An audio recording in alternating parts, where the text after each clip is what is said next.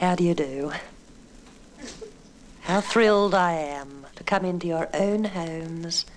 It is really a wonderful, warm feeling that you've given me. By token of thanks to you lovely people, I would like to pass on to you, for what it's worth, a little piece of philosophy that as yet hasn't been included in Mr. Blandford's wonderful volume, but is nevertheless, really, it has been a wonderful comfort to myself and my family, and even my husband over a considerable period of time. It's called A Recipe for Happiness. I'll give it to you. Making and preserving friends.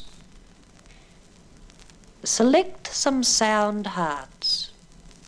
Be careful not to bruise them with unfeeling words.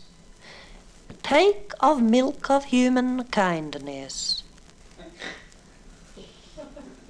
Thank you. One heartful. Add to this plenty of tact. Warm the mixture with sympathy. Do not let it get too hot at first, lest it only foment mischief. Knead with plenty of oil of unselfishness. To make all smooth, beware of jars. Lovely wording. The mixture should be kept in a warm corner of the heart. Years only serve to improve the flavour of friends thus preserved. It's lovely. Lovely because it's so true. You know, my daughter, my wonderful, wonderful married daughter, Valmay, has a framed copy of that beautiful piece of philosophy on her own wall. Well, that's marvellous, isn't it? Because there isn't very much room on Valmay's wall, but it's there. It is, and really, it just looks wonderful. It shines out there. Whenever I think of Valmay, I think of only those few years ago. It doesn't seem long to we mothers, does it? Goodness, it is an age, though. You know, she came to me, she said, Mummy, she still calls me Mummy, you know. I love it too. They grow up too quickly, don't they? She said, Mummy, dear, I'm engaged to be married. Well, it did come as a bit of a jolt. But then I pride myself on being a modern mother. Unlike some women I could mention, non-members of the Housewives Association, of course. But I didn't say to her, as so many mothers would, Valmay, dear, do I know him? Oh, goodness me, no, I wouldn't dream of saying any such thing. You know what I said instead? So much more simple and beautiful and to the point. Valmay, I said, do I know his people? And isn't that, ladies, don't you agree with me that that is the important question to ask? Well, you'll be thrilled to learn, to cut a long story short and put it in a nutshell, as they say in the classics. Merv comes from a very good home, and his people are very comfortable. As a result, both Valmay and Merv are themselves terribly comfortable. They've built, you know. Really, they have, and they've got... Really, they've spared no expense. He's got a wonderful position in a firm somewhere in town, and I'll let you into a secret, shall I? You know, I've always been very interested in the contest for an Australian national anthem. Well, I feel that, you know, I've composed one. You didn't know I was a composer, do you? We have a lovely pianola in our home, but there's a little button you push, and you can really knock out some lovely tunes on it all on your own, you know, without the assistance of those lovely toilet rolls that they've got in there. But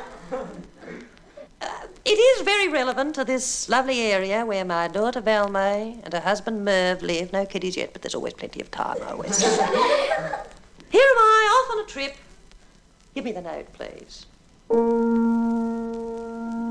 I have lived all my life, schoolgirl, mother and wife, in decent suburban seclusion. But the call of the sea has created in me a curiously restless confusion. Don't think I'm disloyal to my Mooney Pond soil. I adore it. But let me confess, when I'm back from abroad, I'd love to afford to change my historic address. For it's so beautifully quiet in Highett, where my and son-in-law dwell. They've severed their bonds with beloved Mooney Ponds, and I don't see why I can't as well. For I'm dying to try it in Highett, with the aid of those nice housing schemes, where the cream brick veneers stay hygienic for years. In Highett, the place of my dreams.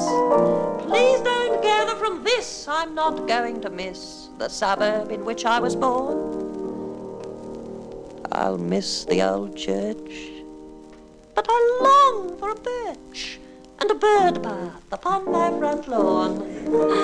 The best Highett homes have got hundreds of gnomes, all scattered about on the grass. They have wrought iron, too, in a pale duck-egg blue, and acres of sand-blasted glass.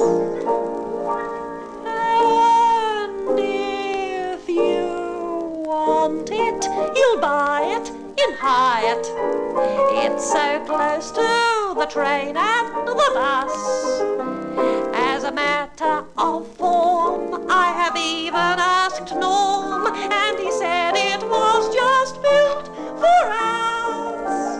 You can't really deny it, for Highett is a really refined type of part. There are streets still unsewered, but we've both been insured. And Highett has captured my heart, for it's so beautifully quiet in Highett. It's so beautifully cosy and clean. The folk who live there never gossip or